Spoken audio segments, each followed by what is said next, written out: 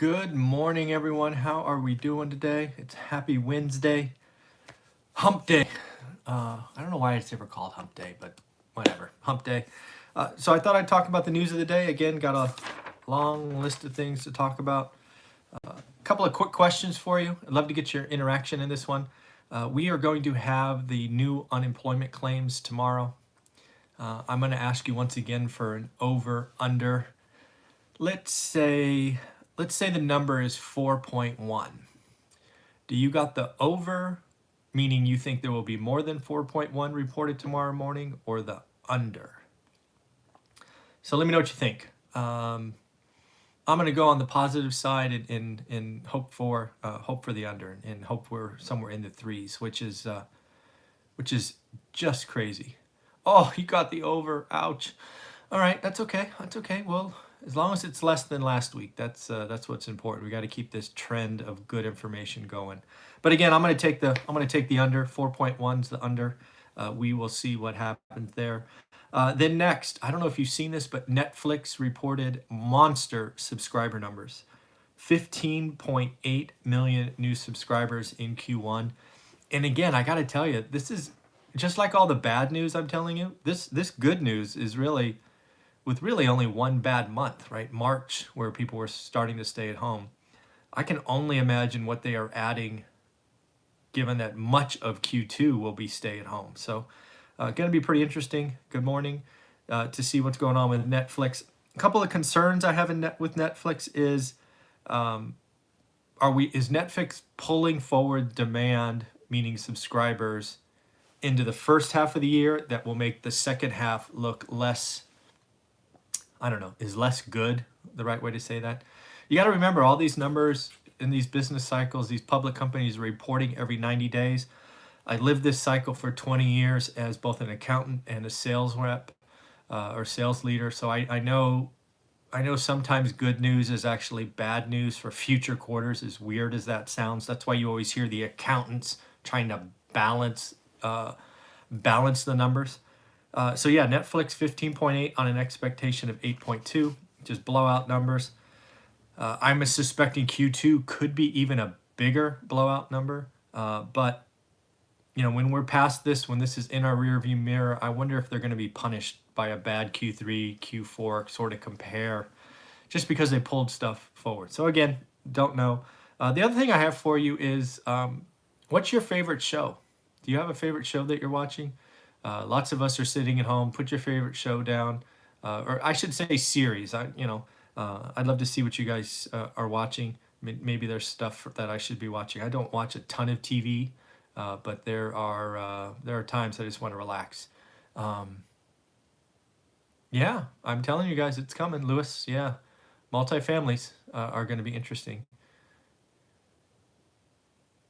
Yep, got to take it when you get it.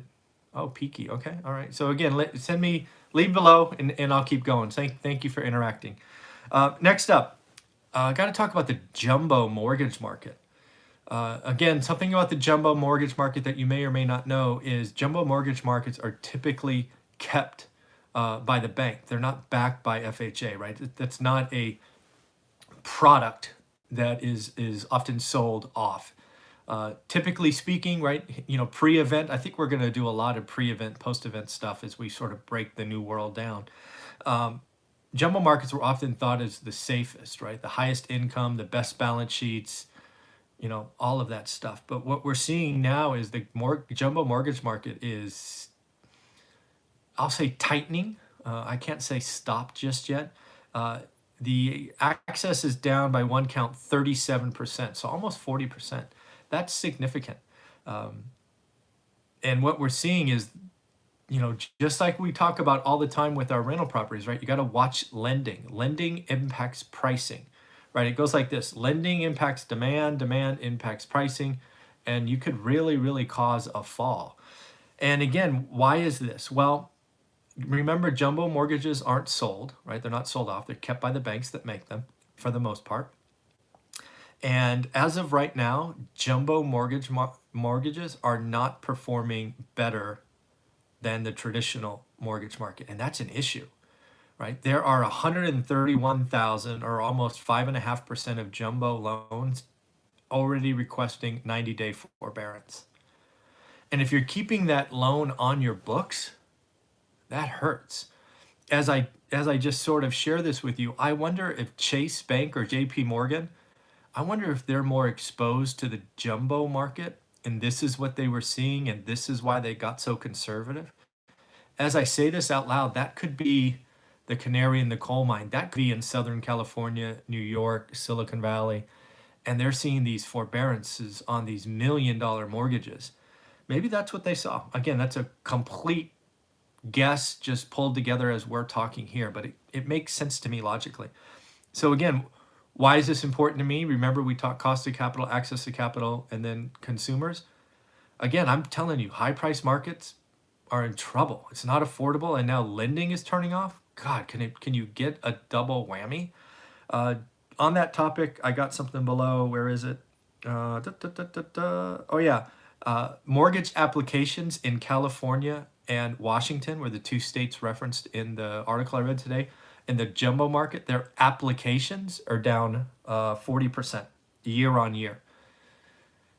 Oh man, you would not want to be listing a property 2x the median, just like we've been talking about for months, folks. It's all coming true. Hopefully if you had a flip, you got out. Hopefully you're not feeling the pain, but oof, pretty crazy. The jumbo market is in trouble. New York, Bay Area, Southern California. I'm sorry. It's if you have to sell, you are going to have price deterioration. And again, I'm saying 40%. I've lived in this. I see it coming. Man, it's going to hurt. Next up, looks like the Senate passed another bill, kind of replenishing. I guess it's the PPP, right? It ran out of money. I guess it's another. I think it's 351 billion. So now it's a total of $700 billion. Hopefully the small businesses that need it get it now. It does seem like too many kind of, I'll call them medium-sized businesses got it. The fact that Harvard Business School got $8 million is a crime. I talked about it 2 days ago when I read that. That is unacceptable. I mean, you got the $40 billion war chest. Come on, why are you doing that? That's not a good look. Next up, I just saw an interview from Delta's CEO. Man, can you imagine running an airline today? Oh, the only thing worse is a hotel, probably. Oh my God, terrible. But anyways, something he said is he's going to fly healthcare workers for free to what he called the hot zones, right? So if nurses or doctors or practitioners need to get there to help out, that he's going to fly them on his planes for free. I assume there's some kind of checks and balances in place, but hey, the planes are flying anyway. They're empty. You might as well fly people for free to help out. So nice work, Delta. I applaud you for stepping up to do that. I certainly hope other airlines do the same because Delta doesn't fly to all the hotspots, especially as their flying is down to 10% of normal. Not sure if you're following this, but Virgin, Richard Branson is he's asking for help from the UK government. $4 billion, I think I read he's worth. He needs some help for Virgin. Looks like there is some. It's not the company's not doing great. He put out, and I saw it on Instagram yesterday evening, which I think was his morning. I'm not actually sure where he is. I think he's on his island, basically saying, "Help us, help me, help others," and he needs some help. Again, I go back to the let the billionaires fail, but maybe that's too cavalier. I don't know, but that is seems like it's getting very painful for plenty of billionaires. I think about the owner of the Houston Rockets, whose empire is all on restaurants, really in trouble and paying 15% interest to carry some new debt. So it's pretty painful out there. I got to tell you, one thing that is bothering me, and I haven't figured it out yet, is I've been up, as you know, guys. I'm up early every day. One of the things I'm doing now is I'm watching the opening bell. And one of the things you see when you do that every day is you see the SNP chart with all the greens and reds. I don't know what the deal is, but every day it's either all red or all green. That's not how markets work. There's market risk, sector risk, company risk. I look forward to the days where it's more, 30% of green, 30% of red, and everything else is gray, or no change. So it just feels like ETFs and index funds and these computer algorithms are driving the markets. So it's pretty crazy going on. Um, yeah, it's Nashville. Interesting. Nashville's been a hot market for a long time. Thanks for that data. That's great. So that's been bugging me. I haven't figured it out yet. I assume when this is all done, there'll be people that do a deep dive into who's trading the market, and I'm guessing it's index funds and ETFs, and we're all being suckered into bounces and down days. So it's pretty crazy. Got to talk about Sweden. Sweden. Again, I'm sure there might be other countries, but Sweden is the one that has basically said, "Screw it, we're going for herd immunity."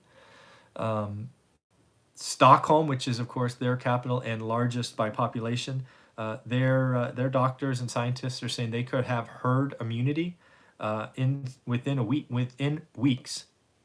This has always been an option for folks. It's not an attractive option given the severity of infections, death, hospitalization, and tough choices that the medical industry has to make. But Sweden is going to be the case study. If Sweden gets to the end of what would be April, early May, and hasn't completely seen their health system explode, there's going to be lots of people that go, why didn't we do that again? So we shall see. But again, at this point, let's wish them well. Let's hope they get there, and others can follow suit. Much like our hope for Georgia yesterday. One of the things people have sent me and shared with me, and thank you for sending me articles, folks. Much appreciated.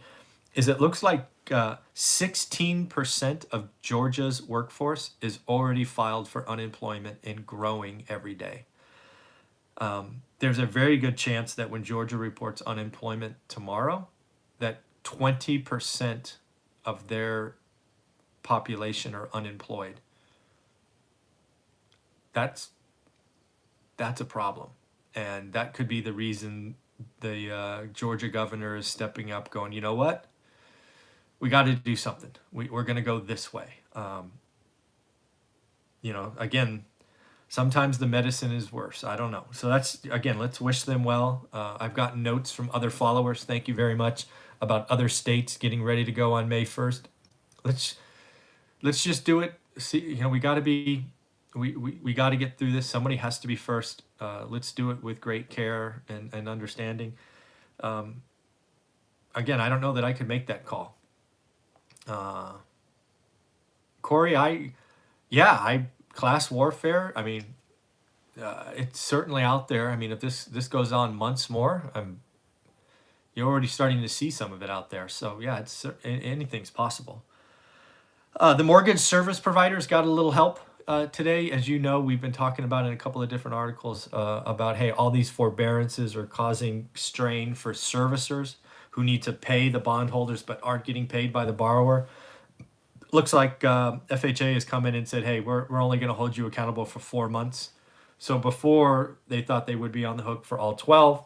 Now they're saying, great, it's just 4. It's a lot more manageable, a little bit less stress in the system. Still not good, but a lot less stress. And then lastly, FHFA, who originally came out and said, hey, we're not buying new mortgages that are already in forbearance. Can you imagine going to apply for a home, get the home, move in, got to ask for forbearance month 1? That was happening. It looks like they've now come back and said, you know what, we're going to buy those loans. Because again, all this extra rules that was coming into the lending market was causing the lending market to grind to a halt. Banks aren't great at dealing with one-off exceptions. And when you throw one-off exceptions at volatility, you get the 2008 financial crisis. This was going that direction. So this is good news. Then next up, what do you think about this idea? I think movie theaters change going forward, right? The whole sitting in rows and you're within, you're 10 people around you are within the 6 feet circle. What do you think? It's crazy to think that movie theaters kind of go away and drive-ins come back? Are many of you old enough to remember drive-in movie theaters? I remember going to them with my family. I never did it when I was old enough to drive, but I remember being 7, 8, 9 years old, actually going to drive-in theaters. Sit in your car, you're plenty far apart from people not in your family. If If you have a truck, you're in the back of the bed. I wonder if drive-ins come back. And then how can you make drive-ins even more fancy, right? I'm guessing drive-in movie theaters could see a renaissance. Might be something to think about. So in the end, that's where we're going. Going to have a good day. I have 2 interviews scheduled today. One is our Wednesday, always with Anna Kelly, which is always fun, and a one that will get a lot of views. And then I'm going to talk with Greg Dickerson, who actually had a direct one-on-one interview with Grant Cardone on Monday, I think. We're going to go through the interview, kind of break down some questions that I've heard from some folks. So we're gonna dive into that as well. So in the end, everybody have a wonderful, wonderful day. And we will talk to you tomorrow. Be safe. Thanks.